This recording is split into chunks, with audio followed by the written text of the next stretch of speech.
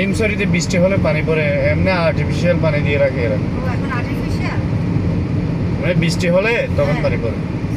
কালকে না বৃষ্টি হলো, কালকে সানজিদ হচ্ছে না সরি সানজন আসছিল তখন পানি পড়তো যদি আমরা ওখানে আমাদের পায়ে গোসলও করছি পায়ে দিয়ে।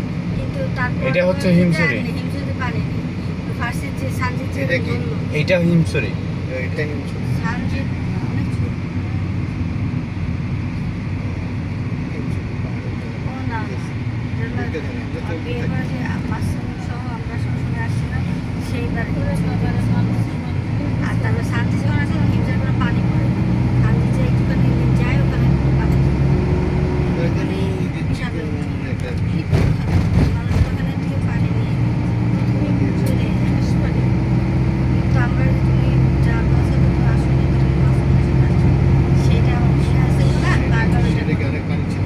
অনেক জোরে জোরে পানি পড়তেছিল আমরা ওখানে দাঁড়াই মাথা ঢুকলাম মানে দাঁড়ালাম পানি ওখানে অনেক মানুষ সাইডে ওই যে সামনের পাশের সামনে এটা নিতে পারে। দেখছো এখানে চর উঠে যাচ্ছে কত সমুদ্রের চর উঠে না এটা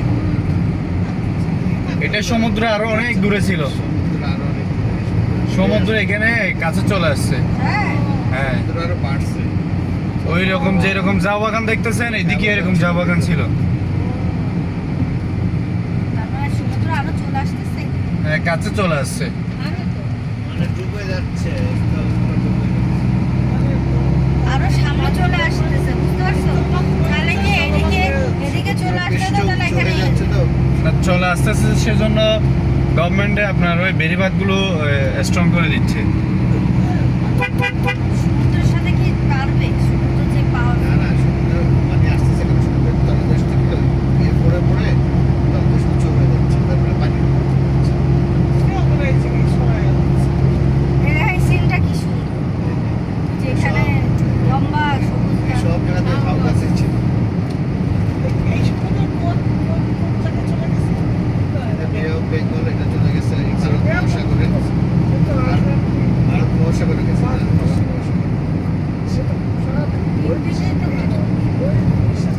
আমাদের এদিকে সামনের দিকে হচ্ছে যে মিয়ানমার, তারপরে ডান পাশে পশ্চিম দিকে হচ্ছে যে আপনার বে অফ বেঙ্গল। ওই রোহিঙ্গা উখিয়া কি এদিকে? না, ওকে ওই পাশে। ওই পাশে। মিয়ানমার থেকে যে রোহিঙ্গারা আসে ওরা কোন দিক দিয়ে আসছে?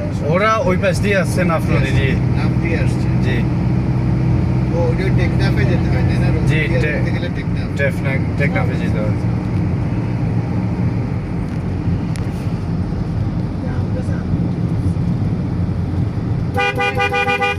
মেজর সিনারে যে গুলি করছিল প্রদীপ নাকে, সে ওই জায়গাতে না?